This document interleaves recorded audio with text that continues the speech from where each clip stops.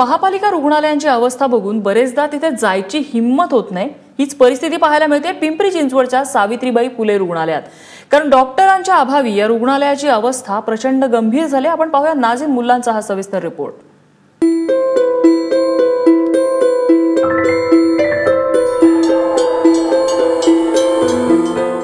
कोट्यवधी रुपये खर्चून 2 वर्षांपूर्वी सावित्रीबाई फुले रुग्णालय बांधण्यात आलं।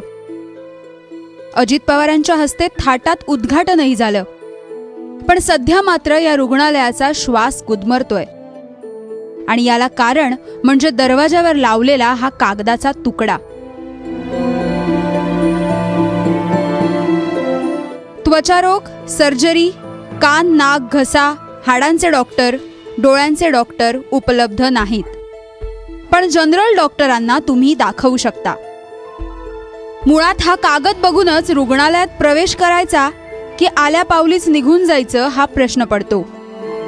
आता आम्ही सकाळी 11 वाजता इथे येऊन बसलो होतो। 1.5-2 तास म्हणले रांगेतच गेले आमचे की म्हणजे आणि स्पेशलिस्ट डॉक्टर नाही आहे त्याच्यातून। आता आमच्या मुलांना कसं काय म्हणजे नाही का दुसरी फॅमिली पण म्हणजे आपल्या मुलांना इथं घेऊन येते पण असेच ते माघारी जात आहेत काय स्पेशलिस्ट डॉक्टर नाही आहेत म्हणून। मी माझ्या आजोबांना आणलंय, त्यांना 2 दिवस झाला आणले मी आणि त्यांचे उपचार असा डिलेपणातच केलेले जातात आणि त्यांची परिस्थिती पूर्णपणे नाजूक आहे आणि त्यांना खूप त्रास होतोय ह्या गोष्टीचा आणि ते पार धावपळीतच आमचा अख्खा दिवस निघून जातो आणि सरासरी लवकर डॉक्टर बी येत नाहीत।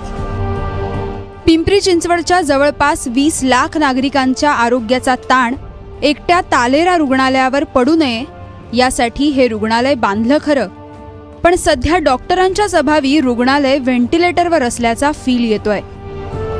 पुण्याच्या उत्तर भागात सर्वात मोठं समजलं जाणाऱ्या यशवंतराव चव्हाण स्मृती रुग्णालयाची तर अवस्था अधिकच बिकट आहे। या रुग्णालयात 1-2 नव्हे तर तब्बल 70 डॉक्टरांची कमतरता आहे। त्यामुळे पुण्याच्या उत्तर भागासह नाशिक, अहमदनगर, सोलापूर आणि अन्य जिल्ह्यातून येणाऱ्या रुग्णांना उपचाराविनाच इथून परतावं लागतंय।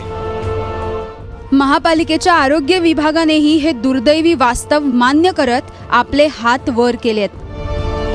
हे जे बिल्डिंग आहे हे ऑलरेडी 5 वर्षापूर्वी बांधून झालं होतं, उद्घाटन 2 वर्षापूर्वी झालेलं आहे। त्यामुळे त्यात काय बदल करणं का नव्हतंच, जे बदल करू शकतो तेवढा मी बदल करून घेतलेले, तर तेवढा जागा उपलब्ध नाही त्यात। डॉक्टर्स टोटली आपण जर बघितलं शासनाकडे म्हणा किंवा महानगरपालिकेकडे म्हणा सगळीकडे कमीच आहे, कारण शासनाकडे पण 2-3 हजार डॉक्टरांची कमतरता आहे, आपल्याकडे पण एक 70-80 डॉक्टरची कमतरता आहे। शहरात महापालिकेची 8 मोठी तर 26 लहान रुग्णालये आहेत। मात्र प्रशासनाच्या या कामचलाऊ कारभारामुळे नागरिकांच्या आरोग्याची लक्तरं वेशीवर टांगली गेली आहेत, ज्याची काळजी ना अधिकाऱ्यांना आहे नाही महापालिकेला।